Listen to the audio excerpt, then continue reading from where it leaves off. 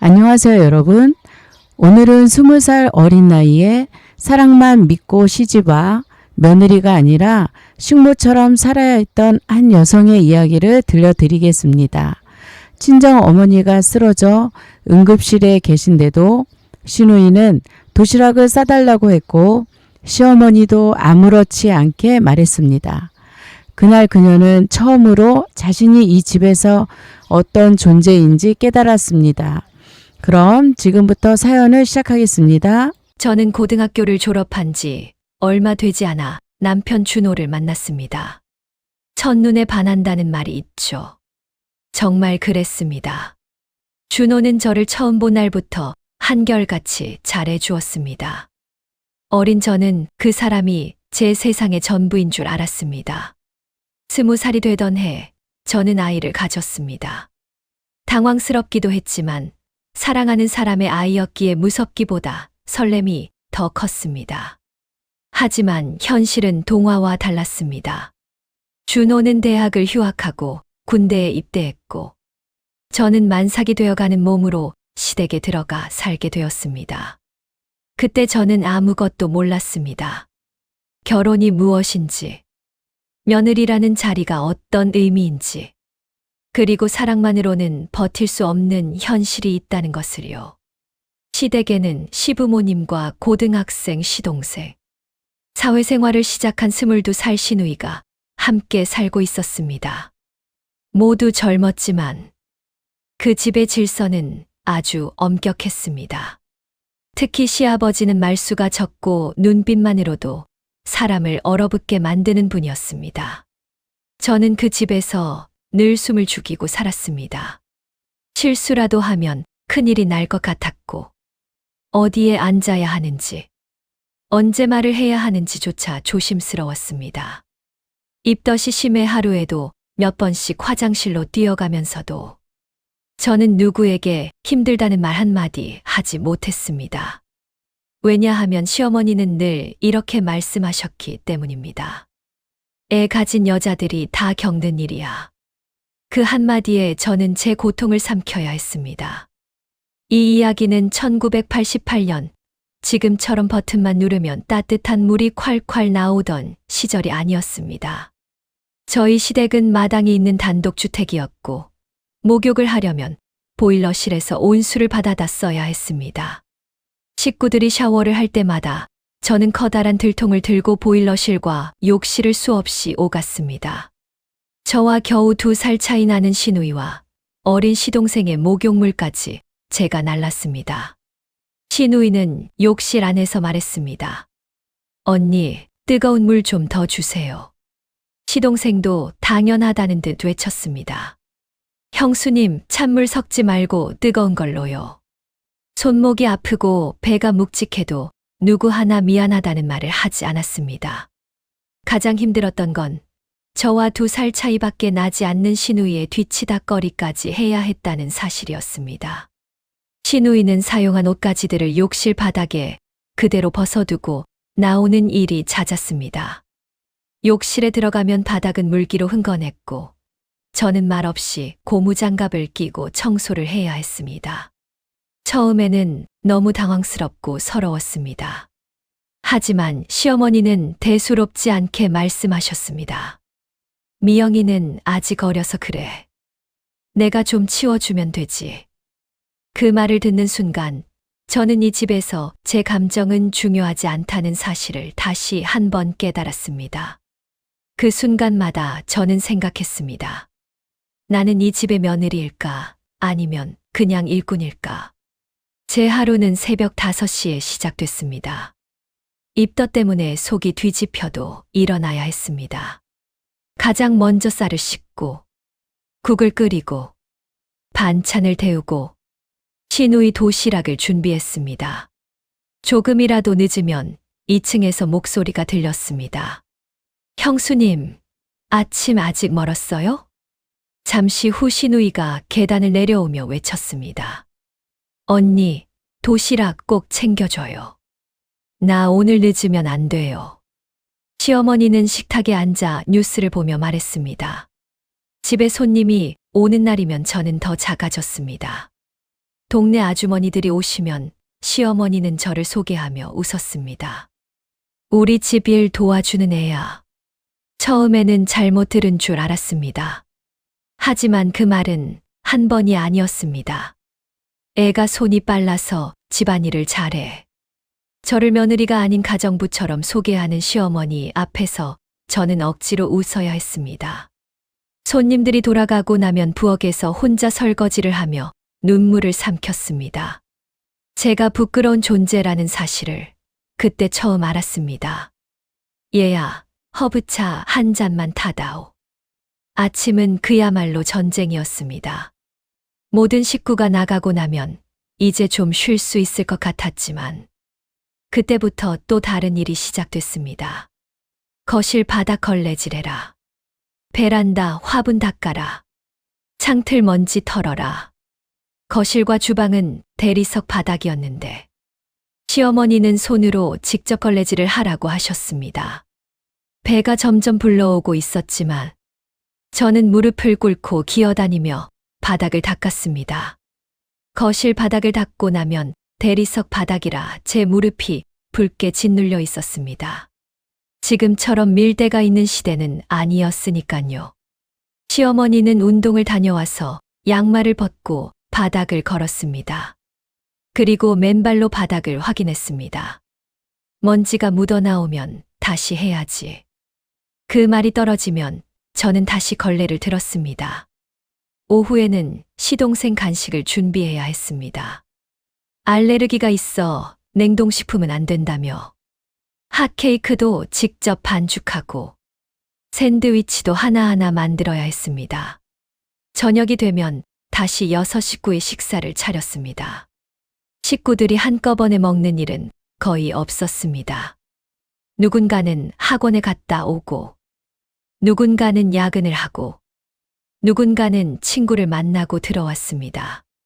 저는 같은 반찬을 여러 번 데우며 밤늦게까지 부엌을 떠나지 못했습니다. 배가 뭉쳐도, 허리가 끊어질 듯 아파도, 저는 쉬어도 된다는 말을 한 번도 듣지 못했습니다. 어느 날은 저녁상을 차리다 갑자기 아랫배가 심하게 뭉쳐왔습니다. 다리에 힘이 풀리고 식은땀이 흘렀습니다. 저는 벽을 잡고 간신히 서서 시어머니께 말씀드렸습니다. 어머니, 배가 너무 아파서요. 잠시만 누워도 될까요? 시어머니는 텔레비전을 보시다 돌아보지도 않고 말씀하셨습니다. 애 가진 사람들 다 그렇게 살아. 나는 너만 했을 때 김장백 포기를 혼자 했다. 저녁상부터 차려라. 너무 유난 떨지 말고. 저는 벽을 잡고 부엌으로 들어가 다시 상을 차렸습니다. 밥상 옆에 앉아 있으니 아랫배가 또 뭉쳤습니다. 저는 화장실로 가서 변기를 잡고 한참을 웅크렸습니다. 이러다 아이를 잃는 게 아닐까 무서웠습니다. 그날 밤 친정어머니께 몰래 전화를 걸었습니다. 엄마. 수화기 너머에서 어머니가 놀라셨습니다. 왜 그러니? 무슨 일 있어? 저는 차마 사실을 말씀드리지 못했습니다. 아니에요. 그냥 엄마 목소리 듣고 싶어서요. 전화를 끊고 저는 또 울었습니다. 밤 11시가 넘어 설거지를 마치고 방에 들어가면 어둠 속에서 혼자 배를 쓰다듬으며 울었습니다. 엄마 보고 싶어요. 저는 친정 어머니를 부르며 잠이 들었습니다. 만삭이 가까워지던 어느 날이었습니다. 병원에서 전화가 왔습니다. 친정 어머니가 중풍으로 쓰러지셨다는 연락이었습니다. 전화를 받자마자 손이 떨려 수화기를 떨어뜨렸습니다. 시어머니가 옆에서 못마땅한 표정으로 저를 바라보셨습니다. 무슨 일인데 그렇게 호들갑이냐? 저는 떨리는 목소리로 말씀드렸습니다. 친정어머니가 쓰러지셨대요. 지금 병원에 계신답니다. 시어머니는 잠시 가만히 계시더니 차분하게 말씀하셨습니다. 그래, 잠깐 다녀와라.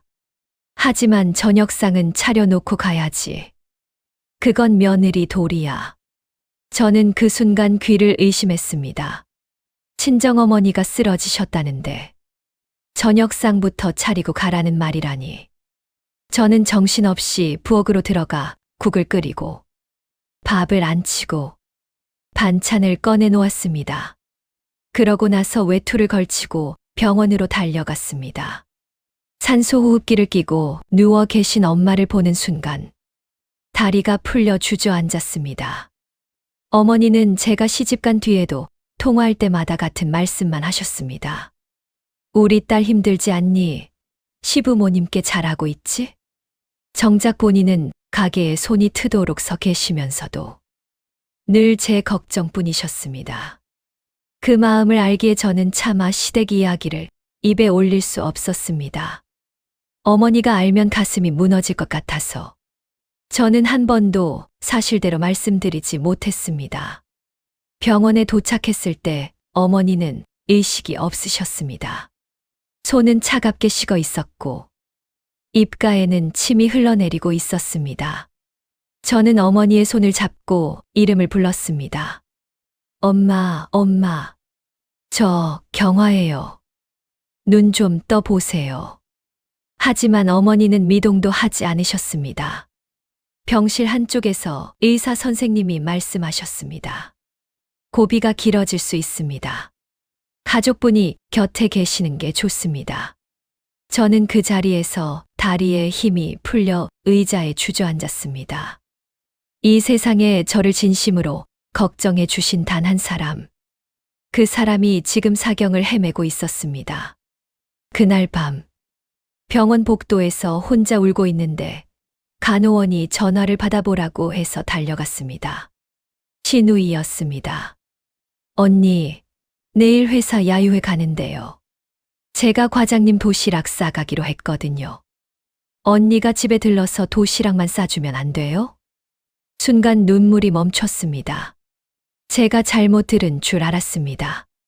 아가씨, 우리 어머니가 쓰러지셨어. 그러자 신우이는 너무도 태연하게 말했습니다. 알죠. 그러니까 잠깐만 왔다 가면 되잖아요. 어차피 병원에 있어도 할 일은 없잖아요. 저는 말문이 막혔습니다. 잠시 후 시어머니가 전화를 바꿔 받았습니다. 그래, 내가 와서 도시락만 싸주고 다시 병원 가면 되겠네.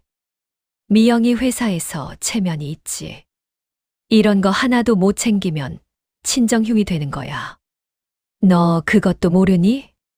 그 순간 가슴 속에서 무언가가 툭 하고 무너졌습니다. 친정엄마가 생사를 오가는데 이 사람들에게 중요한 건 딸의 야유회 도시락이었습니다. 산소 호흡기를 끼고 누워 계신 어머니를 보면서 저는 병원 복도에 앉아 한참을 울었습니다. 지나가는 간호사 선생님이 잠시 멈춰서서 제 어깨를 두드려 주셨습니다. 산모님, 몸 상해요. 조금만 진정하세요. 그 다정한 말 한마디에 저는 더 크게 울었습니다.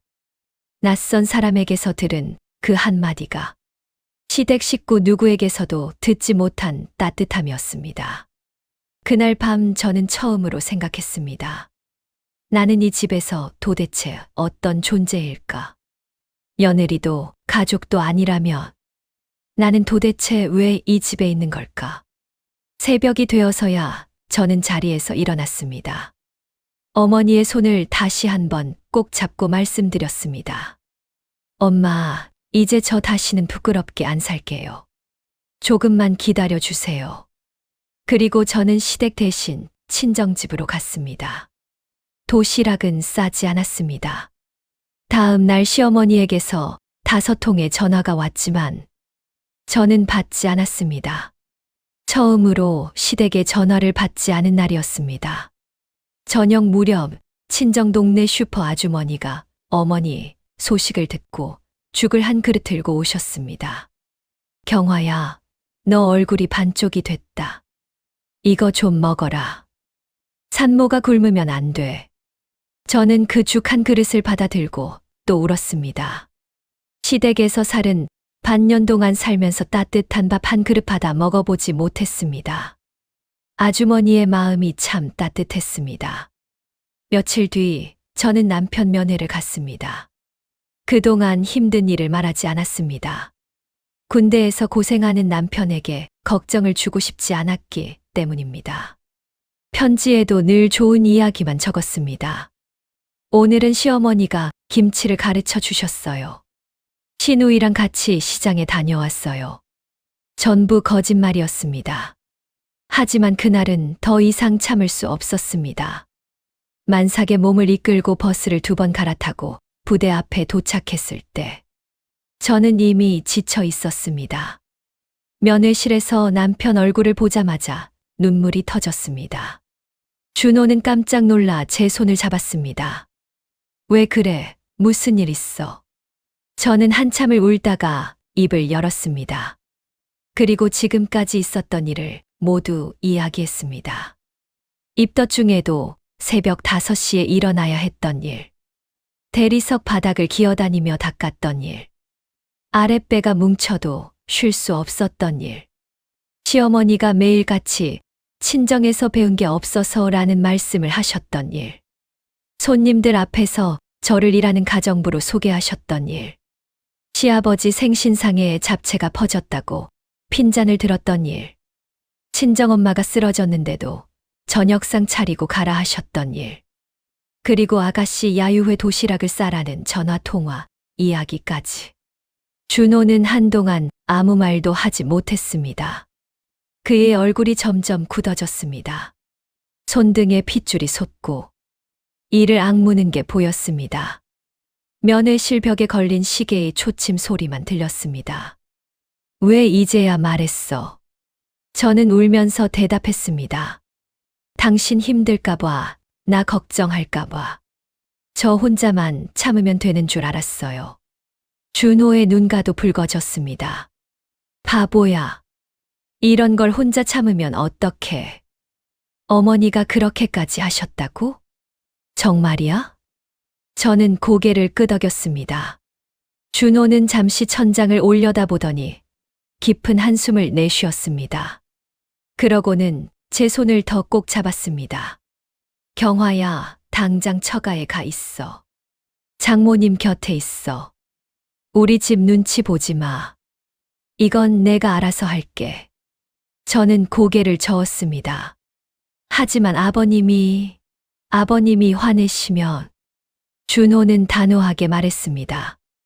아버지든 어머니든 내 아내한테 그러면 안 되는 거야. 내가 군대에 와 있는 동안 당신을 그렇게 만든 거잖아. 이건 내 잘못이야. 면회 시간이 끝나갈 무렵 준호는 제 부른 배에 손을 얹고 말했습니다. 아가야, 미안해. 엄마 더 이상 울게 안 할게. 아빠가 약속할게. 저는 그 자리에서 다시 한번 무너졌습니다. 며칠 뒤 준호는 집으로 전화를 걸어 부모님께 이야기했습니다. 어머니, 경화는 당분간 친정에 있을 겁니다. 수화기 너머로 시어머니의 날카로운 목소리가 들렸습니다. 그게 무슨 소리야? 며느리가 친정에 가 있으면 어떡하니?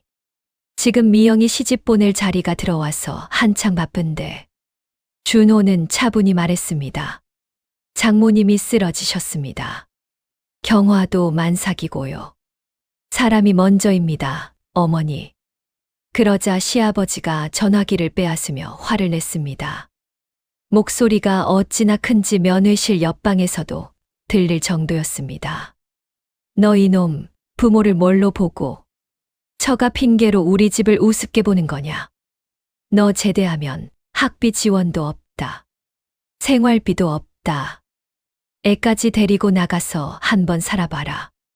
어디 처가 신세 지면서 평생 사나 보자. 준호는 잠시 침묵하다가 차분히 말했습니다. 돈 때문에 제 아내를 희생시키진 않겠습니다. 저희 둘이 알아서 살겠습니다. 그리고 천천히 덧붙였습니다. 아버지, 어머니, 경화는 친정에서 배운 게 없는 사람이 아닙니다. 누구보다 일찍 아버지 잃고 홀어머니 밑에서 살림을 배우며 자란 사람입니다. 새벽마다 시장 나가시는 어머니 대신 집안 살림을 도맡아 한 사람입니다. 장모님이 가르쳐 주신 게 없다고 하시면 그건 제가 견딜 수 없습니다. 수화기 넘어가 조용해졌습니다. 그 말을 듣는 순간 저는 처음으로 누군가가 제 편이라는 걸 느꼈습니다. 20살 어린 나이에 시집와서 처음으로 누군가가 저를 지켜주고 있다는 걸 알았습니다. 저는 그 자리에서 다시 한번 울었습니다. 이번에는 서러움이 아닌 고마움의 눈물이었습니다. 며칠 뒤 저는 시댁에 가서 제 짐을 챙겨야 했습니다. 준호의 친구가 트럭을 빌려 함께 가주었습니다. 대문을 열고 들어서자 시어머니가 마당으로 나오셨습니다. 저를 보시더니 한참을 가만히 서 계시다 입을 여셨습니다. 정말 가는 거니? 저는 짧게 대답했습니다. 네, 어머니. 방에 들어가 옷가지 몇 벌과 친정어머니가 결혼 때 챙겨주신 이불을 챙겼습니다. 가져갈 짐은 많지 않았습니다. 그 집에서 저는 며느리가 아니라 일꾼이었기에 제 물건이라 부를 만한 것이 거의 없었습니다. 짐을 차에 싣고 마지막으로 마당에 섰을 때 시어머니가 다가오셨습니다. 손에는 봉투가 들려 있었습니다. 이거 받아라. 저는 고개를 저었습니다. 필요 없습니다, 어머니. 시어머니는 잠시 머뭇거리시다 봉투를 다시 거두셨습니다. 대문을 나서며 저는 뒤를 돌아보지 않았습니다. 준호가 전역한 뒤 우리는 작은 원룸으로 나왔습니다. 보증금 500만 원에 월세 15만 원. 방 한 칸짜리 반지하였습니다. 냉장고도 중고였고 세탁기는 친구에게 얻어온 것이었습니다. 방은 좁았고 겨울엔 우풍이 심했습니다. 부엌이라고 부르기에도 민망한 싱크대 하나가 전부였습니다. 하지만 그 집은 제가 처음으로 편히 숨 쉴 수 있는 공간이었습니다. 아침에 눈치를 보며 일어나지 않아도 되었고 누군가의 도시락 때문에 울지 않아도 되었습니다. 친정에서 배운 게 없어서 라는 말을 듣지 않아도 되었습니다. 저는 그 작은 부엌에서 친정어머니께 배운 대로 김치를 담갔습니다. 배추 2포기, 무 하나, 쪽파 한 단. 손이 빨갛게 얼도록 양념을 버무리며 저는 어머니 생각에 한참을 울었습니다. 다행히 어머니는 의식을 되찾으셨습니다. 말씀은 어눌하셨지만 저를 보고 웃으실 수 있었습니다. 저는 어머니의 손을 잡고 약속드렸습니다. 엄마, 이제 제가 엄마 옆에 있을게요. 다시는 엄마 두고 어디 안 가요. 어머니는 떨리는 손으로 제 손을 쓰다듬으셨습니다. 그리고 어눌한 발음으로 천천히 말씀하셨습니다. 미안하다, 엄마가 너를 더 잘 가르쳐서 시집 보냈어야 하는데. 저는 어머니의 가슴에 얼굴을 묻고 울었습니다. 엄마, 절대 그렇게 생각하지 마세요. 엄마가 가르쳐 주신 것 덕분에 저는 어디 가서도 살아갈 수 있어요. 엄마가 제 가장 큰 선생님이세요. 준호는 작은 회사에 들어가 야근을 마다하지 않았습니다. 월급은 적었지만 첫 월급 봉투를 들고 들어온 날, 그는 친정어머니께 제일 먼저 봉투를 내밀었습니다. 장모님, 늦었습니다. 어머니는 그 봉투를 받으시며 한참을 우셨습니다.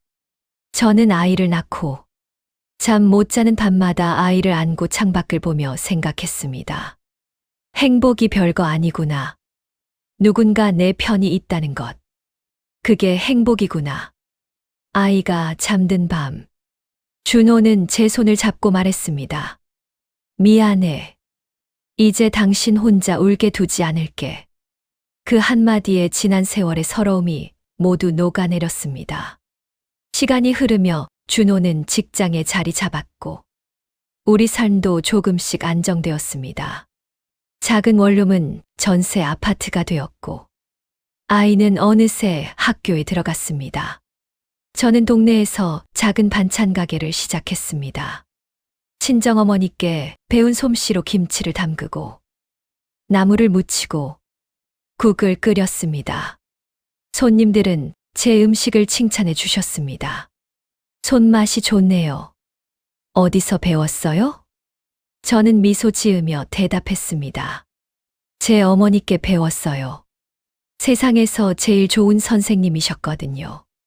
그 말을 할 때마다 친정어머니의 굳은 손이 떠올랐습니다. 새벽 시장에서 채소를 다듬으시던 그 손이 지금 제 살림의 뿌리였습니다. 가게는 입소문이 나서 손님이 늘었고 1년 만에 작은 가게를 더 큰 자리로 옮길 수 있었습니다. 저녁마다 어머니께 그날 번 돈을 보여드리며 말씀드렸습니다. 엄마, 오늘도 잘 팔렸어요. 엄마 솜씨 덕분이에요. 어머니는 어눌한 발음으로 환하게 웃으셨습니다.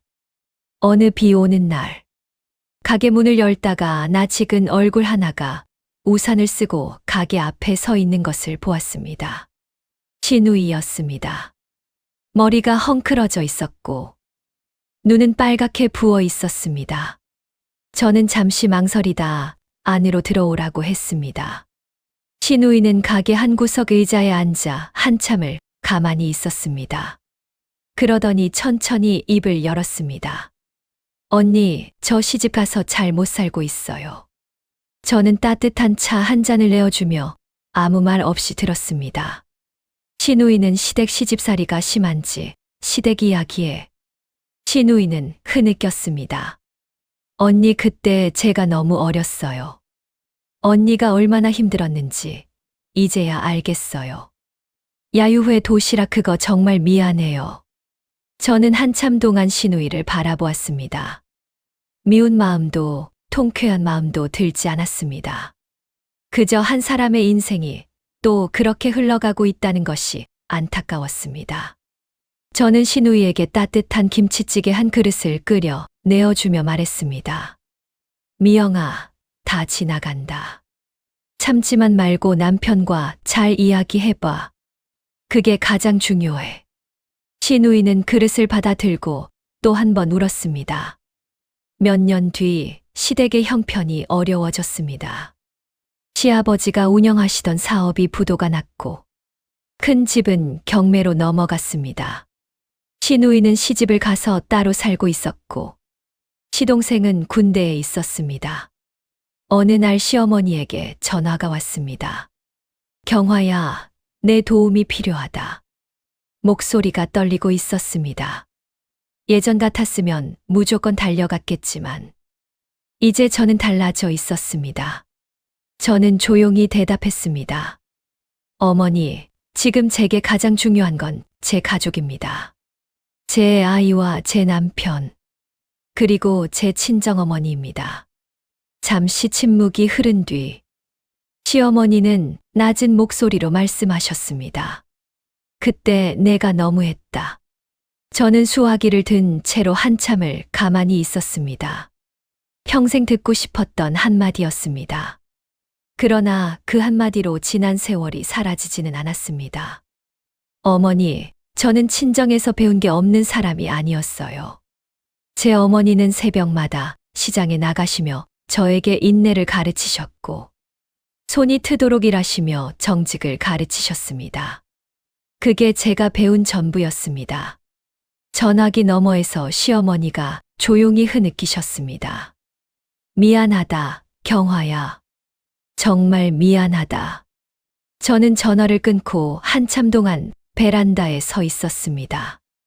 해 질녘이었고 하늘은 붉게 물들어 있었습니다. 친정엄마가 쓰러졌던 그날, 제가 필요했던 건 거창한 도움이 아니었습니다. 그저 한마디였죠. 경화야, 많이 놀랐겠다. 엄마 곁에 있어. 그 따뜻한 말 한마디를 저는 끝내 듣지 못했습니다. 하지만 이제는 괜찮습니다. 그날 남편은 처음으로 누군가의 아들이 아니라 제 남편이 되어 주었으니까요. 저는 그 후로도 시어머니를 가끔 찾아뵈었습니다. 용서한 것은 아니었습니다. 다만 미워하는 마음 하나를 더 짊어지고 살기에는 제 인생이 너무 짧다는 것을 알았기 때문입니다. 행복은 큰 집에 있는 것이 아니었습니다. 비싼 그릇, 넓은 거실, 멋진 가구가 행복을 만들어 주지 않았습니다. 내 편이 되어 주는 단 한 사람. 힘들 때 손을 잡아주는 사람. 그 사람이 곁에 있다는 것. 그것이 제가 평생 바라던 가족이었습니다. 그리고 저는 이제 제 며느리가 들어온다면 절대로 그 말만큼은 하지 않겠다고 다짐했습니다. 친정에서 배운 게 없어서 이 말이 한 사람의 인생을 얼마나 깊이 베는지 저는 누구보다 잘 알고 있으니까요. 그 말은 한 여자의 어머니까지 함께 모욕하는 말입니다. 자식을 키우느라 손이 트신 어머니, 새벽에 일어나 시장으로 나가신 어머니, 자식을 위해 자신의 인생을 다 내어주신 어머니까지 함께 베어버리는 말입니다. 세상에서 어머니를 욕하는 며느리가 어디 있고, 어머니를 욕먹게 두고 싶은 딸이 어디 있겠습니까? 저는 그 말 한마디에 평생 친정어머니를 떠올리며 울었습니다. 지금도 친정어머니의 손을 잡고 있으면 그때가 떠오릅니다. 거칠고 마디가 굵은 그 손이 저에게는 세상에서 가장 따뜻한 손이었습니다. 그 손이 저를 키웠고 그 손으로 저를 가르쳤습니다. 지금의 제가 있게 되었습니다. 저는 이제 더 이상 부끄럽지 않습니다. 친정어머니의 딸인 것이, 새벽 시장에서 채소 장사를 하시던 어머니의 자식인 것이 저의 가장 큰 자랑입니다. 그리고 그 어머니가 가르쳐 주신 인내와 정직과 따뜻함이 지금의 저를 단단하게 만들어준 모든 것입니다. 저는 친정에서 충분히 배웠습니다. 세상에서 가장 좋은 것을 배웠습니다.